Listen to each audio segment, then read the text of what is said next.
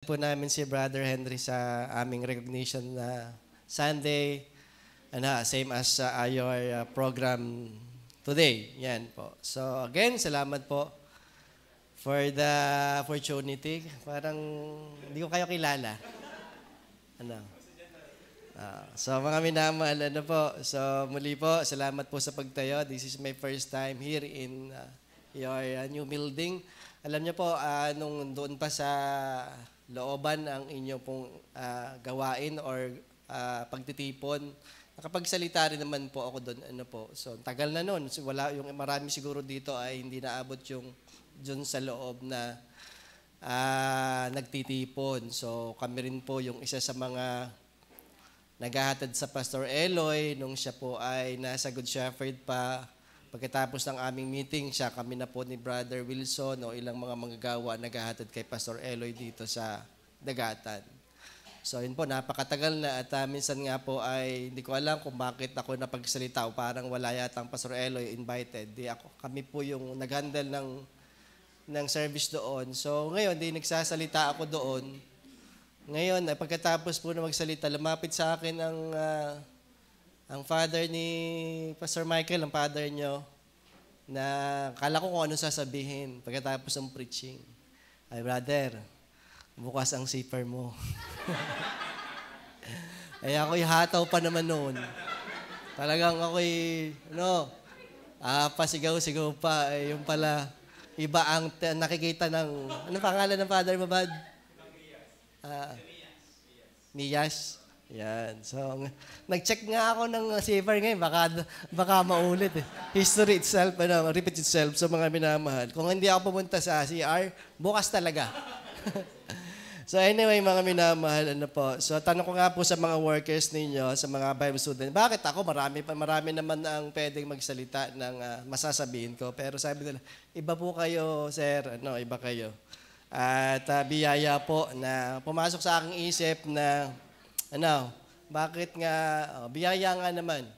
At assuming na ito ay para sa Angel's Pizza. Hindi niyo po gets you, pero nagkakaunawaan kami ng mga Bible student. Alam niyo po, napakagastos ng teacher. Sa atin na lang. Hindi, reveal ko sa kanila kung paano niyo ako pinapahirapan. Lately naman, hindi naman matitino naman ang mga Bible student ng Dagatan. Pero yung itong batch na to, kinakailangan mag-alat ng budget. Opo, talaga pong mga takmao, mga mahusay. Sir, alam niyo na. So, ngayon lang nakaranas ng batch na nahihirapan po ako. Kailangan talagang mag-motivate, i-motivate nyo, lalo pag 12 to 3 ang inyong klase. Si Andrew po ay talagang kinakailangan yung magbigay ng ngut-ngutin. Andrew, punta ka sa Dali at bili ka na. So, yun po. So, anyway, wow. Sige, tuloy-tuloy tayo. So, ang focus po natin ngayon sa GSBC ay pagdidilig. Or discipleship. Sa dami o lawak po ng ministry ng Maine. Kita naman po natin, matagal na ang 44th anniversary po na meron kami this coming December. Sa mga manggagawa, talaga kami po ay nagkukulang na. Nung lumabas po ang Pastor Joseph at ang Panelo family, talagang napilayan po. So ngayon po ay Brother Richard na naroon sa Concepcion, siya po ay may sakit. From time to time ay siya po ay nahingi ng assistance na mag-preach dahil may sakit siya. So kung wala po ang Brother Angel, wala po talaga makakapagturo. Lalabas din po sa isang taon si Brother EJ, si Brother Marlon, yun pong sa Tanawan naman property na natin na meron na pong hatol na ang katwiran ay naibigay na talagang sa Good Shepherd po yun. So ngayon po, matitira na lamang sa Good Shepherd Ako, si Brother Wendell, yung lang na lalaki. Kaya itong mga lalaki ng ninyo ay aking pinaproselyte na eh. Sabi ko, mas malaki ang offer namin. Oo. Pastor Eloy, nakikinig kayo. Oo. Lagi ko sinasabi, magkano support nyo? Alam ko po, yung mga benefits nyo, tatapatan namin yan. Kaya, Brother Henry, pwede naman. So, kami na mahal, at lalo po, pag biyaya ng Panginoon, may mga baptism, at last year, may 58 baptism po kami. At ngayon, nakaka-39 na kami, hindi pa kasama yung sa isla. So, talagang sa kakulangan ng mga manggagawa ng mga tagapagturo ng Good Shepherd ay hindi na masyadong makahayo dahil siyempre, hindi naman basta ibabaptize mo lang yan. Our goal is for them to be Christ-like, to serve the Lord. Talagang maging katulad ng Panginoon sa paglilingkod. So, hindi lamang basta tayo lubog ng lubog. Nasa na yung mga 58, nasa na yung 58 na yun. Last year, nasa na ngayon 39 na yun. So, kung hindi natin babantayan, ay lumubog nga laang. Nabasa nga lang. Pero ngayon po ay talagang kinakailangan ng Kaya po, kung kayo tinatawag na maging guro, ay open na open po sa Good Shepherd. So, nang last year naman po, nasa pagtatanim tayo, nasa pagtatanim, biyaya naman po nung last year, in our personal ministry or paghayo, nakasampu tayong kaluluwa na naabot nung last year sa pagbabible study po. So, nung last 2023, 2022, meron tayong 4, 2021, meron tayong 6 na nadala sa Panginoon. So, ang isa po dyan na nadala natin sa Panginoon, yung mag-asawa ngayon na kasama ko po. At yan, si Brother Ever, at saka si Sister Apple. Alam niyo po, nasumpungan natin yan, mga minamahal. Yan po ay GT, Grand Triskelion. Yung asawa niya, GLT, Grand Lady Triskelion. Sila po ang mga tagapanguna ng fraternity sa Balete. Ang una kong pasok sa kanilang bahay, narin agad ang pamalo, yung pampadel. Sabi ko, patay, hindi na ako makakalabas na. hindi na ako makakalabas na rin. Kita ko yung mga tattoo niyan. So, talaga, yun ay pandemic pa. Pandemic, talagang medyo restricted pa. Pero talagang pag humayo ka at talagang ikaw ay nagsumikap sa biyaya ng Panginoon, mayroong bunga, mga minamahal. May bunga na kakaibang isda. Alam natin, may mga iba't ibang isda na nakukuha natin sa dagat. Pero itong nakuha natin sa Balete, talagang ibang klaseng isda. Ngayon, tenyo yan, ngayon na tandem kami ng mga yan ngayon. Ngayon po ay sila naman ang nag-iimbita sa mga katrabaho at tayo ang nagtuturo. Kaya bunga ng mag-asawa yan, may 2 kaluluwa na nagpapatuloy at meron pa ho silang inaakay sa Panginoon. So, talagang ang Diyos ay gumagawa pag tayo po ay nagtuturo. So, yun po mga minamahal. At ngayong taon, yun nga po yung bunga namin, 2 kaluluwa, bago may 2 pa uli sa darating na 1 buwan na sunod sa Panginoon.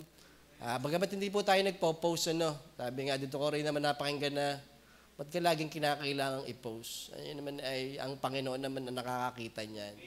So, yun po, silent lang tayo. Pero alam natin na may pagsumikap ang bawat isa. Hindi na kinakailangan sa mata ng tao.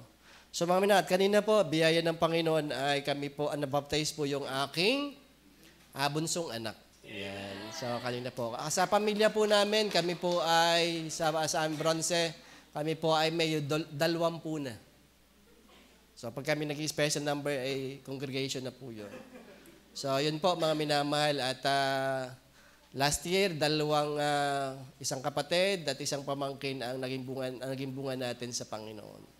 So, yun po. At sabi nga ay pagsumikapan natin ang ating mga mahal sa buhay sapagkat yun ang unang ministeryo na pinapaabot ng Panginoon sa atin. So, yan po, mga minamahal.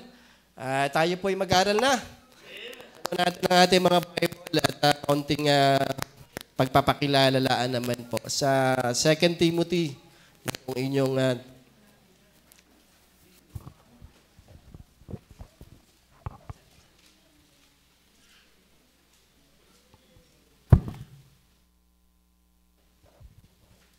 sound check. Yan. Gusto natin ang 2 Timothy natin.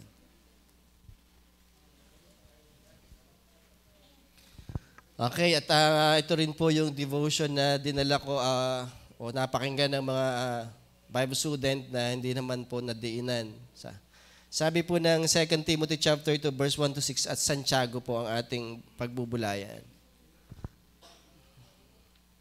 Nasaan si Elisa? Ayaw na doon sa tao. Okay, 2 Timothy chapter 2 verse 1 to 6. Narinig ba kayo? Tayo tumayo. Kayo tumayo, kasama ko. 2 Timothy chapter 2 verse 1 to 6. Ikaw nga, anak ko, magpalakas ka sa biyayang nasa kay Kristo Jesus. At ang mga bagay na iyong narinig sa akin na sa gitna ng maraming saksi ay siya muring ipagkatiwala sa mga taong tapat na makapagtuturo naman sa mga iba, makipagtiis ka sa akin ng mga kahirapan na gaya ng mabuting kawal ni Kristo Jesus. Sino mang kawal na nasa pagkakawal ay hindi nahalubilo sa mga bagay ng buhay na ito upang siya ay kalugdan niyang nagtala sa pagkakawal. At kung ang sino man ay makipaglaban naman sa mga laro ay hindi pinuputungan maliban na kung makipaglabang matuwid. Ang magsasaka na nagpapagal ay siyang kailangang unang makabahagi sa mga bunga. Sa James po, James tayo.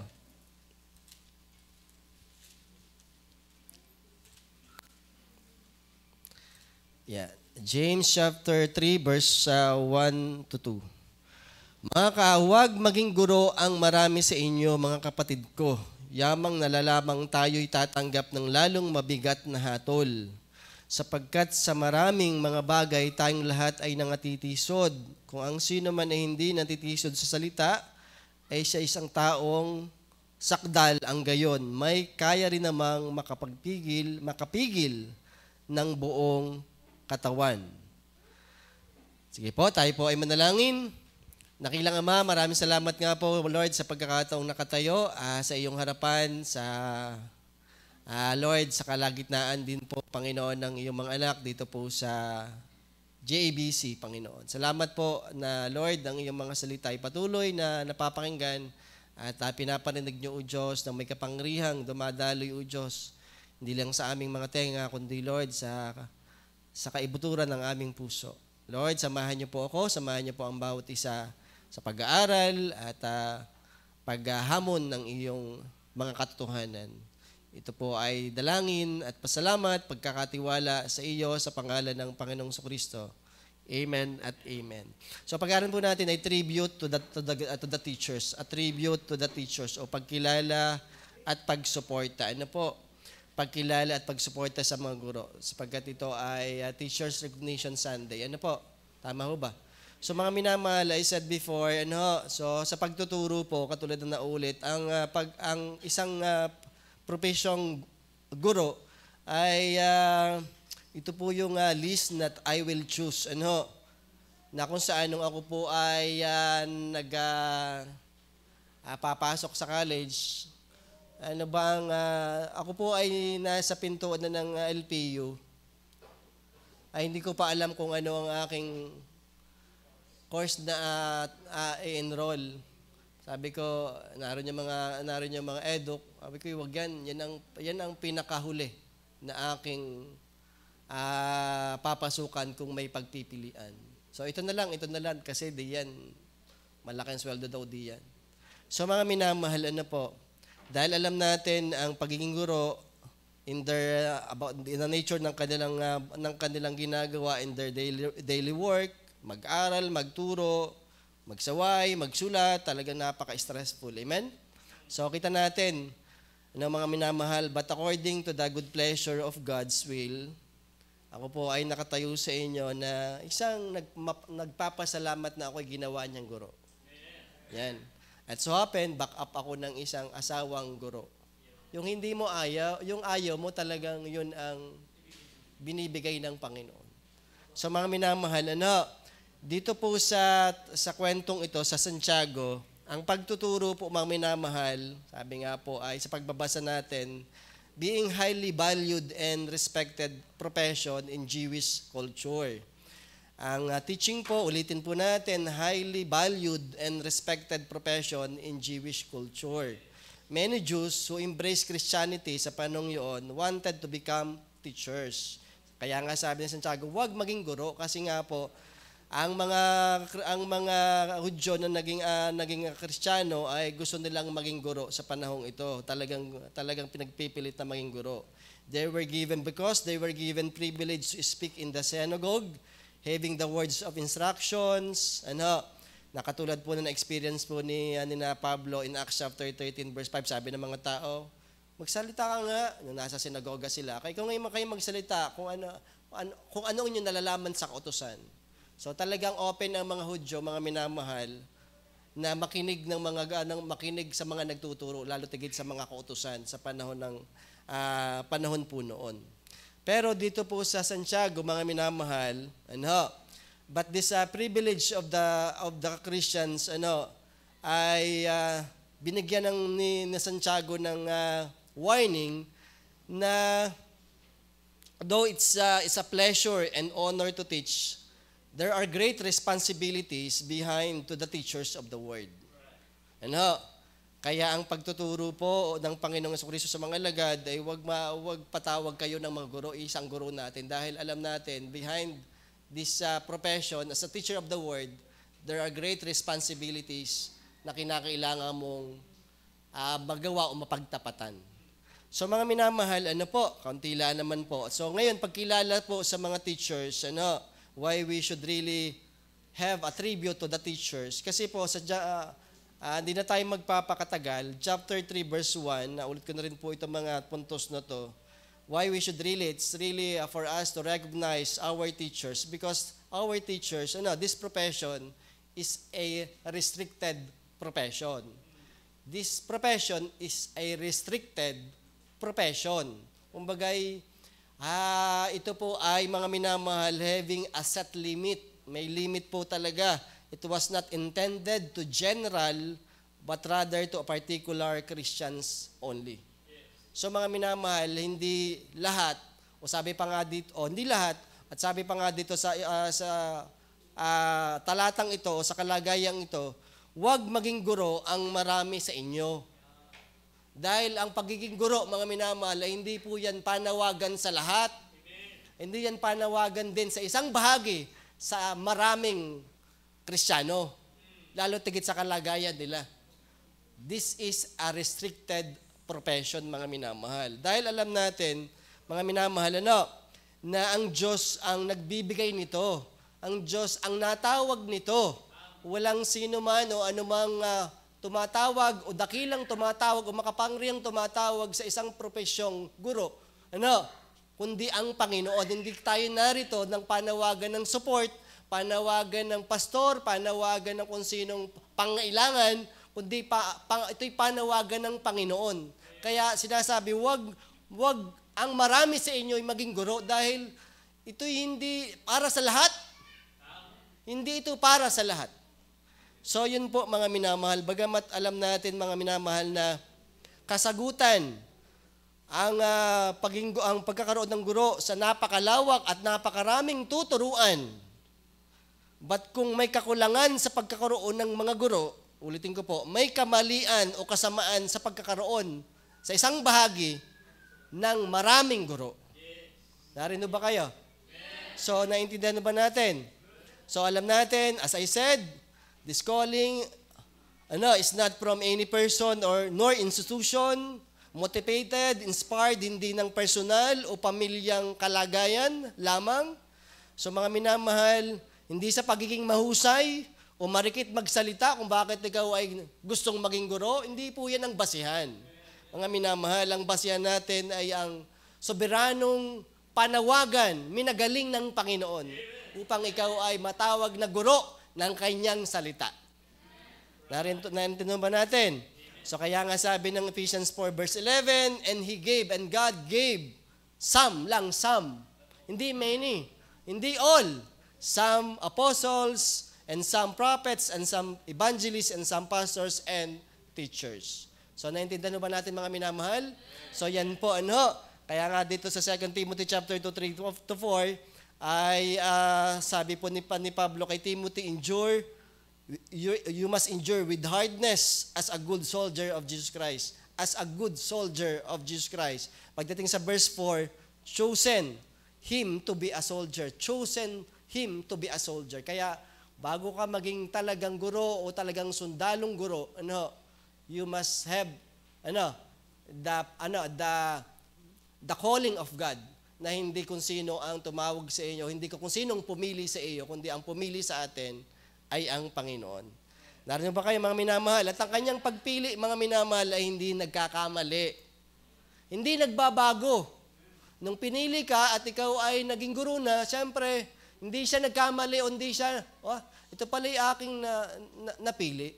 Ito pala yung aking tinatawag. Hindi siya nagkamali, mga minamahal. At kailanman, nung siya'y nagbigay sa iyo ng panawagang ito, habang buhay mo na itong panawagan. Kasi sabi nga po ng Bible sa Romans chapter 11, 29, sabi, tama, and the gift and calling of God is without repentance. Hindi nagbabago. Tama ho ba? Kaya po, salamat na lamang na kung bakit kinikilala natin ang mga guro at binibigyan nating pagkilala mga guro dahil ito po ay hindi isang panawagang para sa lahat. Una, may pribileyo ang lahat. Kundi ito'y panawagan na para lamang sa ilan. Ito is for a particular Christian, not for a general Christians. Amen? So, narino ba kayo? Naintindihan ba natin ang pag-aaral? So, hindi naman po ganun kalalim ng Pastor Eloy o ng Sir Henry. So, yan po mga minamahal. This profession, why we really give such a tribute kasi po ito ay restricted profession. Number 2, bago po yan, it's noted that if you were given this profession, mga minamahal, sana makita natin yung personal growth. Sana nakikita natin yung productive outcome at sana nakita natin yung perfection of the brethren. Na as you evaluate, am I really a teacher of the word? Isa sa mga basihan po o ilang mga basihan upang masabing ikaw ay talagang tinawag na guro ay nalago ka diyan. May paglago kang nakikita sa iyong buhay. At nung ginagawa mo 'yan, nalago ang gawain. Hindi nung nagtuturo, wasak ang gawain. Hindi ka talaga hindi ka naman tinawag diyan. O talaga question na tinawag ka diyan at nakita mo, pinagpapaala nga po o nagiging matibay ang mga tinuturuan. So mga minamahal, yan po ang ilang mga basihan upang makita natin na tayo ay tinawag na maging guro. We have this personal growth, productive outcome, and perfection of the brethren. Yan po sinasabi sa Ephesians 4:12, for the perfecting of the saints, for the work of the ministry, and for the edifying of the body of Christ. And so mga minamahal, now as you claim that you are a teacher, one of the teachers of the word, ano naman po ang hamon sa atin? We should stand, we should steer our gift, exercise, and excite our ability. But on the other hand, to the pretenders, teachers of the word, stop and separate yourselves in teaching. Kung ikaw ay pretenders lang, tumigil na po tayo at tayo ay kain lamang ng bahaw. So, yan. So, yan po mga minamahal, sapagkat alam natin na mataas ang panawagan ng Panginoon. Amen? So, number 2, kung bakit natin kinikilala ang mga guro, because this profession is a restricted profession. Number 2, it requires application. Why we should have a tribute to the teachers? Because it requires application. Diba sa chapter 3, wag maging guro. Bakit? Sa chapter 2, mga minamahal, kita ni James na kayo may pananampalataya pero walang gawa. Nagasa ito namang chapter, sabi nga, ito namang Bible ay wala pa namang dating mga chapters. Kailan nga ano nga century nagka-chapters ang Bible? Nagka-chapters ang Bible? Wow. Mahusay, 65. Plus 1, ano? 12th century. So mga minamahal, tuloy-tuloy naman po ito. Bago dumating yung chapter 3, syempre may mga previous verses na may pinapakitang mga katotohanan din na ang sabi ni Santiago, nasaan ang inyong pananampalataya na walang gawa? So ngayon, bago magtuturo kayo, bago gusto nyo maging guro ang marami sa inyo, kayo mag-isip-isip.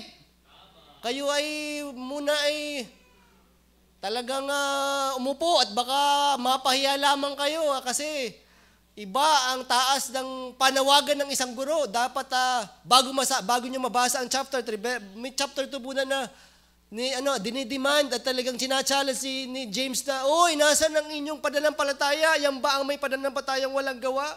Para lamang kayong katulad ng Diablo Di may pananampalataya din ang Diablo. Nanginginig pa nga. Tingnan yung katabi mo, hindi naman yan. Hindi naman yan. So mga minamahal, hindi pa. So it requires application parallel to the chapter 2. As the chapter 2 of the book of James shows how unprofitable the faith without works. It's plainly connected na sinasabi ni Santiago na huwag maging guro ang marami sa inyo dahil sa kakulangan ng pagsasabuhay ng marami sa inyo. So mga minamahal, though we regard them as with understanding, alam niyo po ang sinusulatan niya, hindi marunong. Hindi sila kakaunti ang alam. Bakit Brother Jobin sa chapter 1 ay humingi ng karunungan? Iba po kasi ang karunungan sa kaalaman. Alam na natin yun, ang kaalaman, more on information, ang karunungan, more on application. Maalam sila, gusto nga nila maging guro. Marami nga ang gusto maging guro kasi naroon ang kaisipan na may alam sila pero wala silang karunungan. Maalam pero hindi marunong. Dahil ang marunong nagsasabuhay ng kaalaman. So mga minamahal, maalam sila pero malayo sa kanilang buhay, sa kanilang pagsasabuhay. Ay yun ang gusto nila, maging guro. Wow! Maging guro hindi mo man lamang nakikita sa buhay. Kaya wag ang marami sa inyo maging guro. Dahil wala akong nakikita. Wala akong nakikita. Yan ang sabi ni Santiago. Dahil napakahirap na nagsasalita ka, bumabalik din sa atin. Kaya nga rin po connection yan sa sinasabi ni Pablo. Na hinahampas muna niya ang kanyang sarili. Baka sa pagkapangaral niya sa iba, siya ay matakwil. Tama ho ba? Oho, mga minamahal.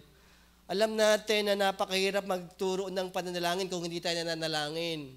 Kaya si Santiago dito, chapter 1, 4 and 5, makita natin dito, pananalangin ng karunungan. Chapter 4 kayo naman ay hindi na natanggap dahil hindi kayo nahingi bago ang inyo hiningi ayon sa hindi kalooban ng Panginoon. Bago sa chapter 5, in-emphasize pa rin yung panalangin na matuwid sa mga may sakit na mas makapangyarihan.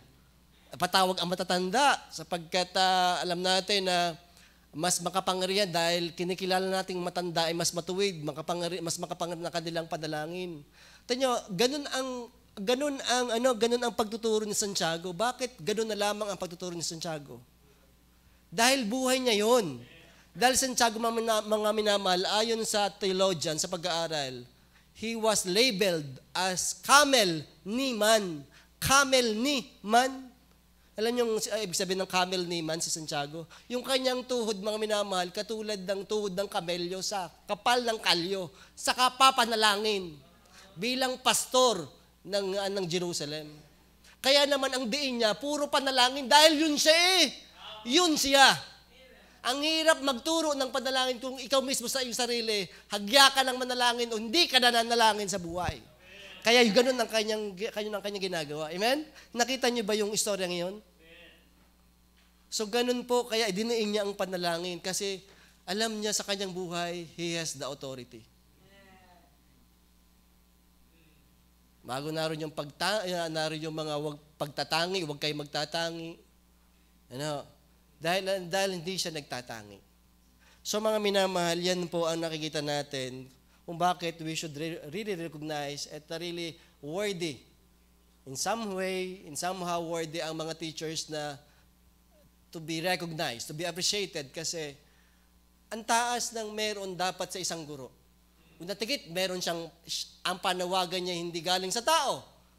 Ang panawagan niya galing sa Diyos.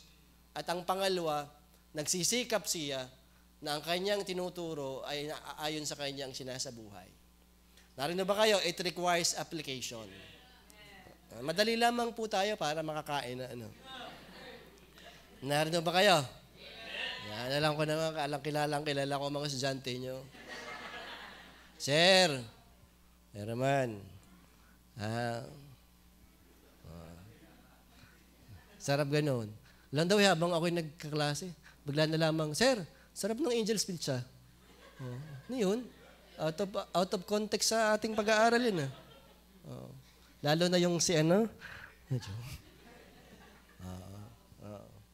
Sa mga minamahal, no? Kaya, pero ako po ay masaya na naging teacher nila.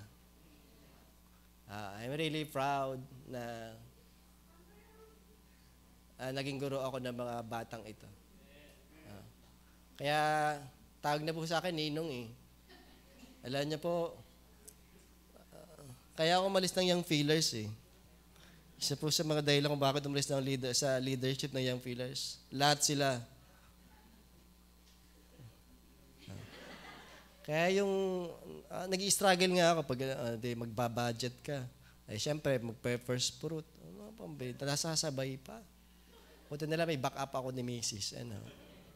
Yan. So, tandaan po natin, without their practical teaching, there will be only just like the Pharisee and the scribes. Amen? Pag tayo ay wala tayong pagsasabuhay, magiging pariseyo lamang tayo with a hypocritical attitude. Hypocrites na galing-galing sa napakaraming talata pero wala namang ginagawa. So, mga pariseyo lamang po tayo mga minamahal. So, as the ministers of the word, they are not only appreciated as we should not only be appreciated with or as knowing the Bible, as proclaiming the Bible, we should recognize as applying the Bible. So, yun po mga minamahal. Alam niyo po ang substance of practical teaching. Ano po ang halaga ng practical teaching? Behind the pulpit, teachers created only good impression. But in genuine public display, teachers created a great impact. Great impact.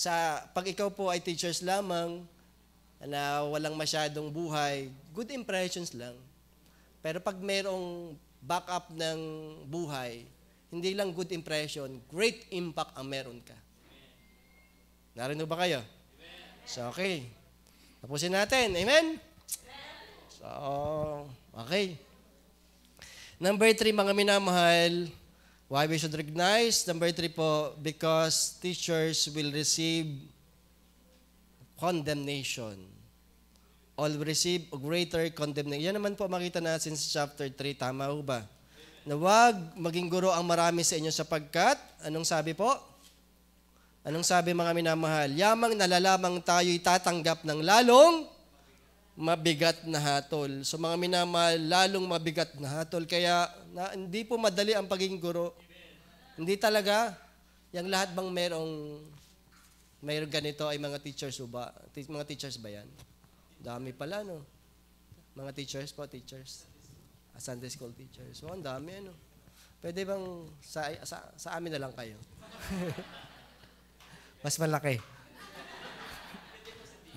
May SS, may PhilHealth, may health allowance. Sadyo.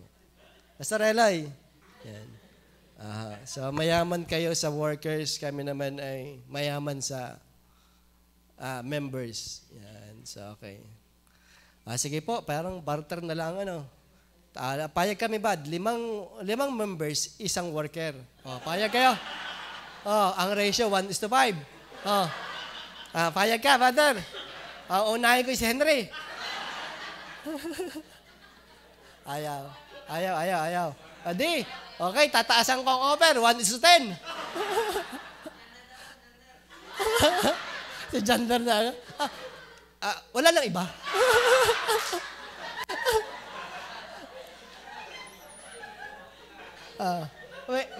Wala akong napakinggan.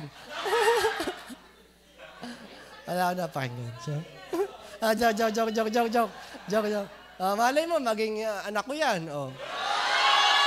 Halika. Wala loobin eh.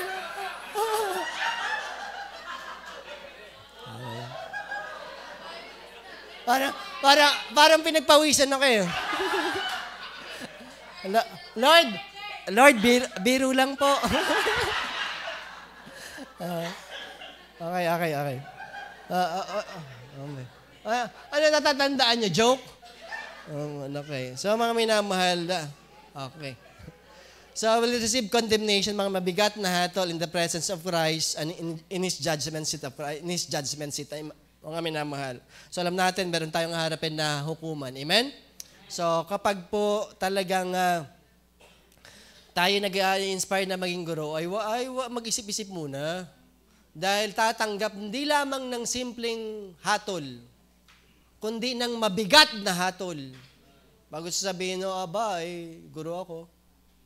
Sige, pagdating ng hukuman, sabi natin ikaw ay guro. So mga minamahal, alam natin na hindi madali ang pagiging guro. Dahil alam natin, sa pagiging guro, naroon sa kanila yung text, yung word of God. At naroon din sa kanila yung tongue. Alam natin, makita natin, huwag maging guro ang marami sa. Bakit gusto ko maging guro to? Kasi alam nilang may ituturo silang salita ng Diyos. They have the text. At dahil sa David dito po sa chapter 6, meron din silang may mabigat na hatol. Hindi lamang meron silang salita ng Diyos, meron din silang dila na hindi napapaamo, hindi agad napapaamo kung ating susuyuin yung talata. Mga minamahal, yung hawak mo ang salita ng Diyos, na hindi mo pinag-aaralang mabuti, hindi mo talaga hiningi, at hindi mo kinikilalang ito'y banal at makapangyarihan, at basta mo na lamang babanggitin, at basta mo lamang sasabihin, napakabigat na hatol niyan. Yung hawak mo ang pinakamahalagang bagay sa mundong ito at hindi ka maayos sa pagtuturo. Ang hatol, mga minamahal, ay hindi madali. So alam natin, ito'y salita ng Diyos. Ito'y salita ng buhay. Kaya pinag-iingat tayong wag agad sabing, ikaw tinatawag na maging guro, ako'y tinatawag na maging guro, dahil alam mo, ang bigat ng responsibilidad na tatanganan mo dahil hawak mo ang salita ng Diyos. Kaya nga sabi ni Pablo kay Timothy din, mag-aral ka. At talagang manatili ka sa mga aral na ito kasi ililigtas mo ang iyong sarili at ang marami. Nabasa niyo ba 'yon? Pag hindi mo yan pinag-aralan, baka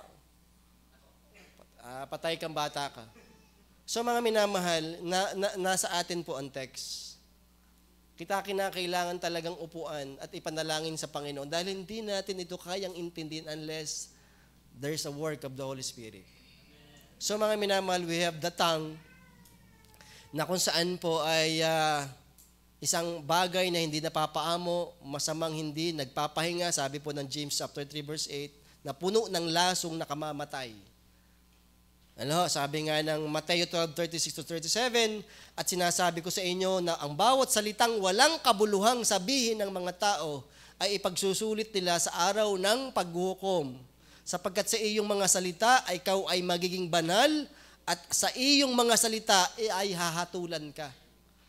Kaya mga minamahal, yan po ang paalala natin sa mga ating kaguruan at ating kinikilala po sila. Dahil sila po ay may ganitong kalagayan sa pagtayo na itong pagtayong ito ay hindi po simpleng pagtayo. So, a restricted profession that requires application that will receive condemnation, and the fourth thing ay, tapos na tayo sa first point. Kala nyo makakain na kayo. James chapter 3 verse 2. It could renders obstruction. Tingnan niyo po ang James chapter 3 verse 2. Hindi lamang po, anong James chapter 3 verse 2? Sapagkat sa maraming mga bagay, tayong lahat ay nangatitisod. Kung ang sino man ay hindi natitisod sa salita, ay isang taong sakdal ang gayon. May kaya rin namang makapigil ng buong katawan. Tingnan niyo yan? So kung bakit tayo ay nag-iingat at kinikilala rin naman natin kapag talagang tinawag nga sa pagiging guro, dahil diyan sa pagiging guro, nariyan din po ang dahilan ng pagkatisod. Amen? May mga bagay tayo na tayo nasaktan dahil sa isang salita.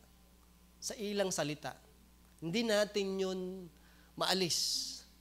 Marami na ho tayo sa 25 years na mga nakaharap natin sa Good Shepherd. Ako'y natisod, bakit?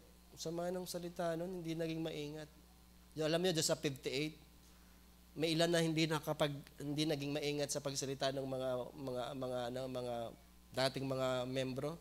Yung mga ilan nating nabaptize ng 58, wala na. 8 na lang. Joke, hindi naman. Hindi po. Talagang hindi na rin nakikita ngayon dahil natisod sa salita. So mga minamahal, ganyan po kung bakit tayo ay kumikilala dahil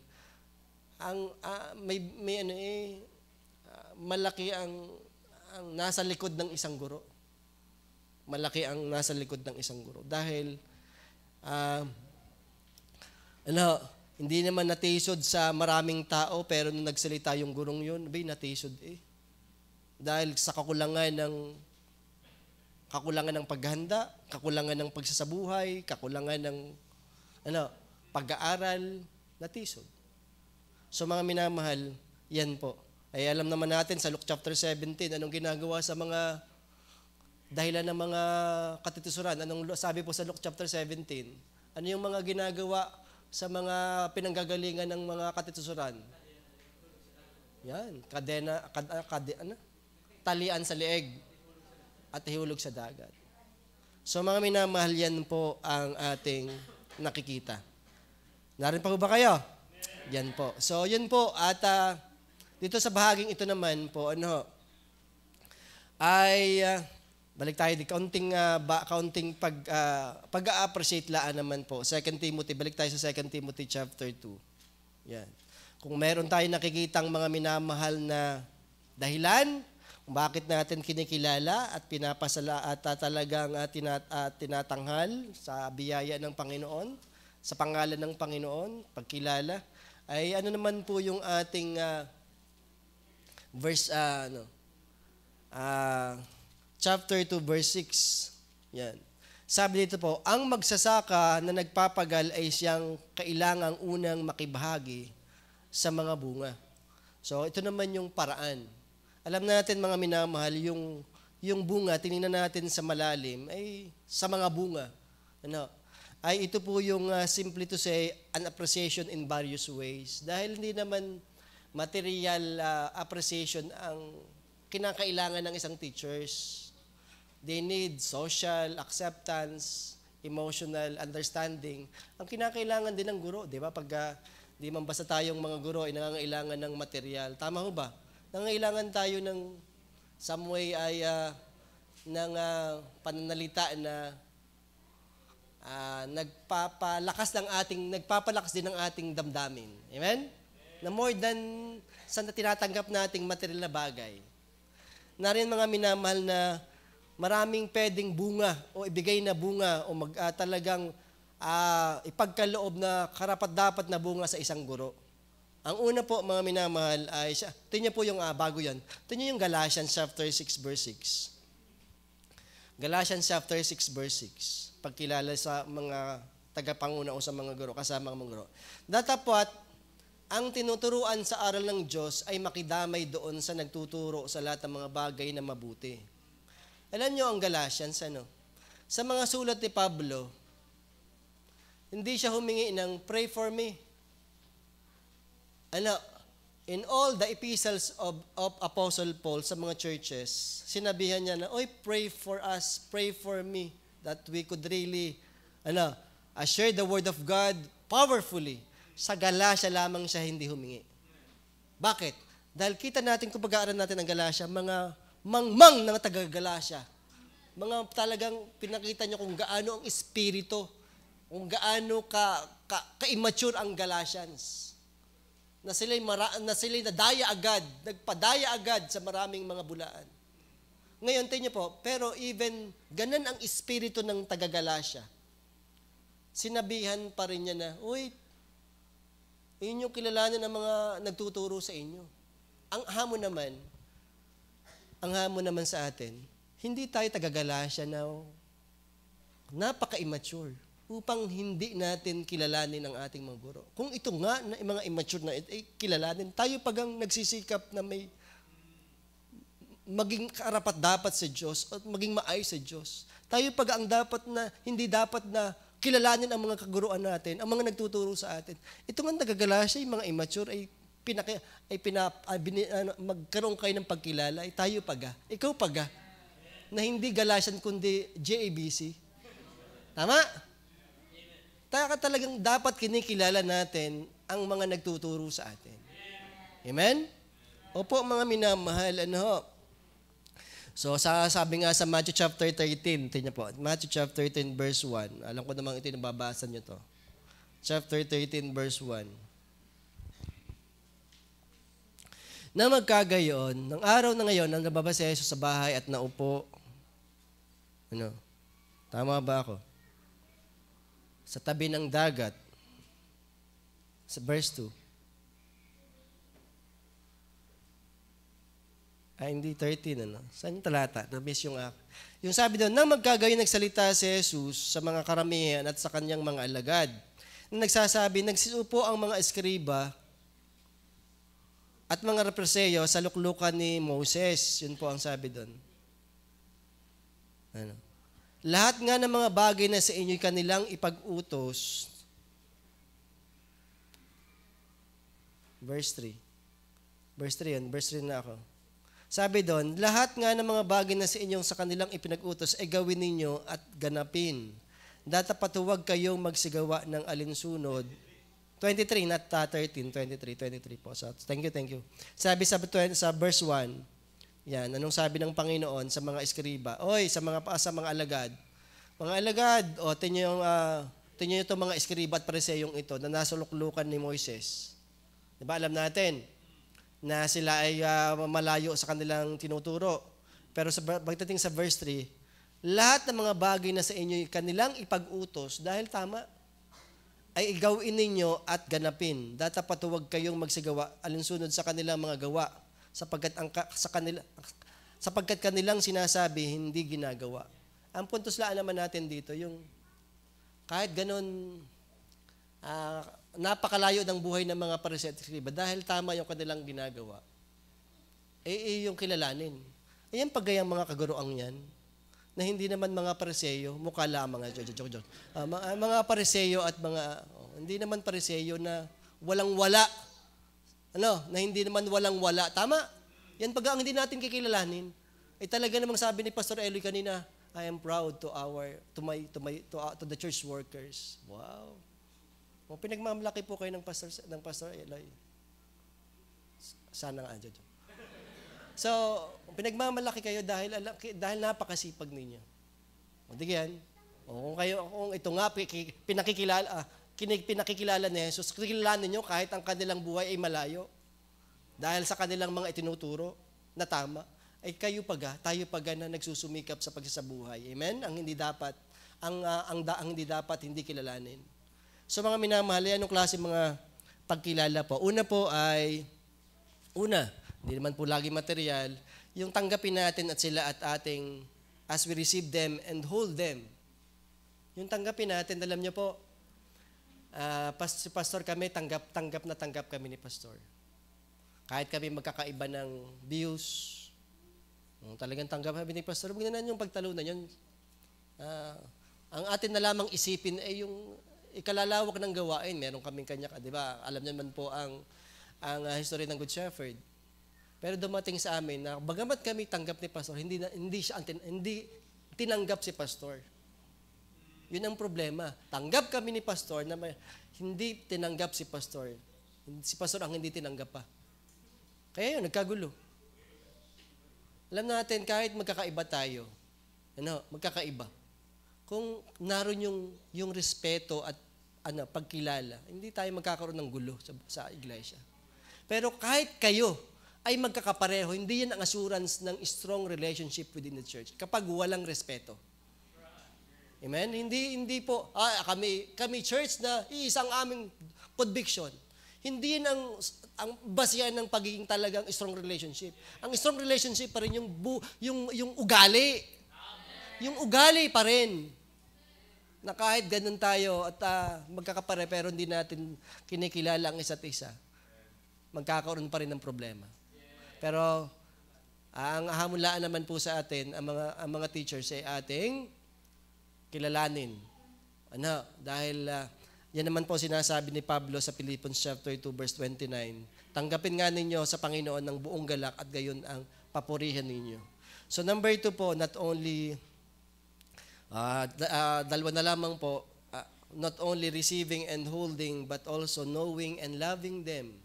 Knowing and loving them. Hindi lang po inaalam natin yung kanilang lakas, inaalam din natin at minamahal din natin yung kanilang kahinaan. Naintindihan niyo ba ako? Kasi pag hindi niyo tinanggap o inalam yung kanyang kahinaan, madali tayo magkakahiwalay. Kaya minsan, ito anong kahinaan nito? Itong kahinaan. Ang gagawin ko dahil ito, alam ko itong kahinaan nito. Yan. Dito, pag ito'y dumadating na sa kanya, tatahimik na ako. Pag ito'y dumating sa kanya, magpe-pray na ako. Dahil inaalam ko ang kahinaan ng gurong ito. Dapat inaalam din natin at dun sa kanilang kahinaan, dun natin sila ipinapanalangin. Lord, ito ang kahinaan ng aming kapatid, ng aming gurong ito. Ng aming gurong ito. Dahil hindi na, kung ang Panginoong Jesus nga, perfecto na, natisod pa ang mga kapatid Ang dami pa rin natisod sa Kanya, perfecto na, much more sa amin na hindi perfecto. Na dapat yung kinikilala rin na kami hindi perfecto at kayo nananalangin para sa amin. Yan po, knowing and loving them, not only to their strengths, but to their weakness, to their flaws. Dapat atin ding naiintindihan sila dahil we are still in this natural tendency na babagsak talaga. So alam na, pinagpeperin namin si Pastor Cesar. Alam na natin. Nagpeperin namin yung mga manggagawa dahil alam natin ang mga kahinaan. Alam niyo po, para hindi agad matisod tayo, lagi tayong lumuhod. Ang hirap matisod ng nakaluhod, di ka? Di ka? Ang bilis mo naman. Pero pag lagi ka nakaluhod, hindi ka madaling matisod. Kaya lagi tayong lumuhod sa panalangin para hindi kayo maging matitisurin. Lagi kasi kayo matitisurin. Kaya, para ang isa, alam mo bakit, alam niyo kung ako yung titingnan niyo, hindi lang kayo matitisod sa akin, matitinik kayo sa akin. Kung ako ang tinitingnan lagi, sabi nga kaya nga tingnan natin ay ang Panginoon. Amen? Tama ba, Makmak? Sige. So mga minamahal, and honoring and supporting, not only receiving and, tapos na po tayo. Not only receiving and holding, not only knowing and loving them. 1 Thessalonians 5:12 po yan, 13.